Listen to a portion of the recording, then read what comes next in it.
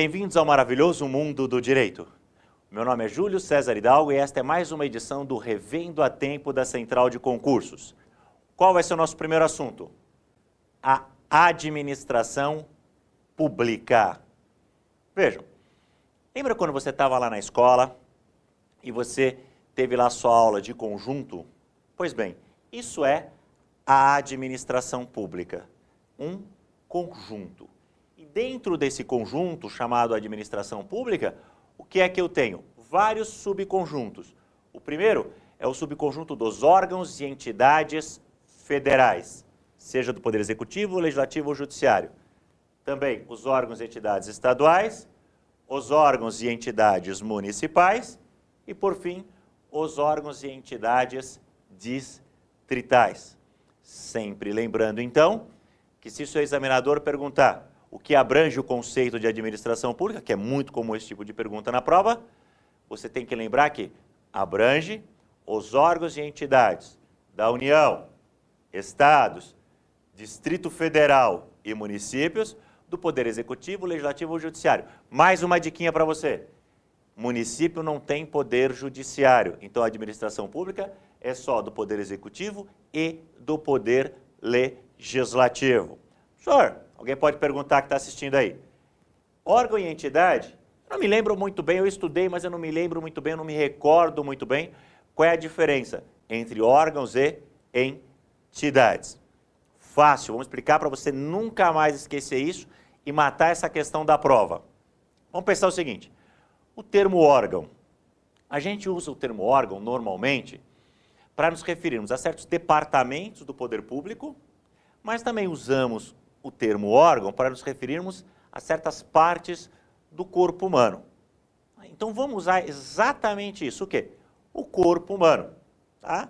Vou desenhar aqui para vocês tá? um amiguinho nosso, vamos colocar aqui na tela. Tá? Esse é o concursil do nosso amiguinho. Vejam, ou pode ser você também. Todos nós temos um órgão que comanda a maior parte das nossas funções. Que órgão que é esse? O cérebro. Só que o cérebro, o nosso cérebro, é um órgão muito mais de controle, né, delegando funções, do que um órgão de execução. Né?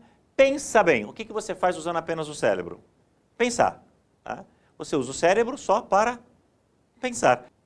A maior parte das nossas ações, nós executamos usando o cérebro e outros órgãos. Só pelo cérebro nós fazemos poucas coisas.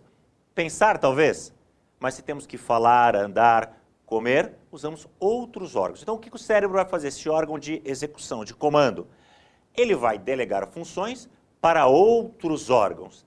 Algumas funções que o cérebro delega são funções essenciais para a sobrevivência do ser humano. Tá? Então, vamos pensar em funções essenciais para a sobrevivência do ser humano. A função circulatória e a função respiratória. Para isso, nós usamos, entre outros órgãos, o coração e os pulmões. Veja que o coração e os pulmões do concursildo estão funcionando, estão batendo. Agora, tem outras funções que não são essenciais para a sua sobrevivência. Né? Quantas pessoas você conhece que cortam o próprio cabelo? Ah, quantas pessoas que você conhece que fazem isso? Aposto que poucas. Você provavelmente que está assistindo essa aula não corta o próprio cabelo. Entrega essa função a quem? A uma outra pessoa. Então você delega essa função a uma outra pessoa. Aqui. O seu barbeiro ou o seu cabeleireiro, que seja. Ok. Eu diria que esse é você. Só que esse também pode ser administração pública. Mas antes da gente ver a administração pública, vamos aprender duas coisas que caem muito na prova. E vamos usar esse esquema aqui do corpo humano, que funciona igual à administração. Olha só, você que está aí assistindo, alguma vez, algum órgão seu já prejudicou alguém? Algum órgão seu já fez mal para alguém? Alguma parte de você já fez mal para alguém? Por exemplo, se você dá um tapa em alguém, quem é que responde por isso? É você ou é a sua mão? Aí você vai dizer, é lógico que sou eu. O que minha mão faz é responsabilidade minha. Exato, porque a mão é uma parte de você, como se fosse um órgão seu. Então, O responsável é você e não ela. Outra coisa, você tem um brinco, você usa piercing, você usa relógio, você usa aliança? Ok, e me diz, a quem pertence o seu brinco? É a sua orelha? A quem pertence o seu relógio? É o seu pulso? A quem pertence o seu anel? É o seu dedo? Você vai dizer, o cara pirou, esse cara tá maluco. É lógico que o brinco sou eu que uso. Pertence a mim, não pertence à minha orelha. O relógio é meu, o anel é meu. O relógio não é do meu pulso, o anel não é do meu dedo. Exato, por quê? Porque órgão não tem patrimônio próprio. Presta atenção nisso porque isso cai na prova, tá? Por quê? Porque agora a gente vai trocar aqui, ó. Não é mais você, tá? Não é mais você. Agora é quem? O Poder Executivo da União, o Poder Executivo Federal. Lembrando mais uma vez que a gente podia estar falando do Legislativo, podia estar falando do Judiciário, mas eu escolhi o Poder Executivo de exemplo. Esse é o Poder Executivo Federal. O Poder Executivo Federal tem um cérebro, um órgão que comanda a maior parte das funções do Poder Executivo Federal. Qual é o órgão que está no topo da hierarquia do Poder Executivo Federal? Me ajuda aí, vamos? Isso aí, a Presidência da República. Então sai o cérebro e entra a Presidência da República. E algumas funções são essenciais para a sobrevivência da sociedade. Alguns serviços são essenciais para a sobrevivência da sociedade. E esses serviços, o poder público, o Estado, não vai delegar para terceiros. Esse serviço ele mesmo vai prestar. Por exemplo, um serviço essencial para a sobrevivência da sociedade. Quer dizer, o coração. Sai o coração e vai entrar a Polícia Federal. Você já imaginou?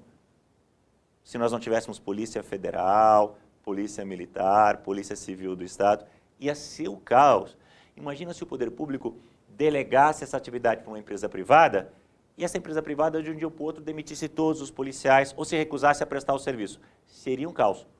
Por isso, por ser uma atividade essencial para a sobrevivência da sociedade, a própria administração pública vai prestar esse serviço por meio de um órgão. O que mais que é essencial para a sobrevivência, não da sociedade, mas a sobrevivência do Estado. Vamos tirar aqui os pulmões, e no lugar dos pulmões, a gente vai ter quem? As Forças Armadas. Se o Brasil não tivesse Exército, Marinha e Aeronáutica, tem país que invadiria o Brasil só porque foi derrotado na Copa pela seleção brasileira. Então, Exército, Marinha e Aeronáutica são essenciais para a sobrevivência do Estado. E aquilo que é essencial, a administração pública, assim como nós, vai prestar pelos seus próprios órgãos. Você não delega o que é essencial para você, e nem a administração pública. Agora, tem funções que não são essenciais para a sobrevivência da sociedade e nem do Estado, mas são funções interessantes. Vejam, e aí o poder público, ele pode fazer como nós. Nós, quando temos uma função interessante, como cortar o cabelo, fazer um penteado, nós podemos fazer isso sozinhos. Só que na maior parte das vezes nós delegamos para alguém, porque essa pessoa para quem nós delegamos, para quem nós passamos essa competência, tem mais experiência, vai prestar um serviço de melhor qualidade. É a mesma coisa que a administração pode fazer. Ela pode criar alguém, criar uma pessoa jurídica. Ela cria uma pessoa jurídica para desempenhar essa atividade que lhe é interessante, mas não essencial para a sua sobrevivência. Por exemplo, ela foi lá e criou uma outra pessoa, o INSS. O INSS, então, é uma pessoa jurídica, como é o Banco do Brasil, como é a Petrobras, a Caixa Econômica Federal, a Empresa Brasileira de Correios e Telégrafos. Olha só. Desse lado aqui, nós temos quem? Os órgãos públicos. Desse outro lado, nós vamos ter as entidades públicas. Essa é a divisão da administração pública, por isso que eu disse para vocês que a administração pública é o conjunto de órgãos e entidades. Com isso, nós encerramos mais um Revendo a Tempo de Direito Administrativo. Espero que essas dicas tenham sido valiosas. Muito obrigado pela sua atenção.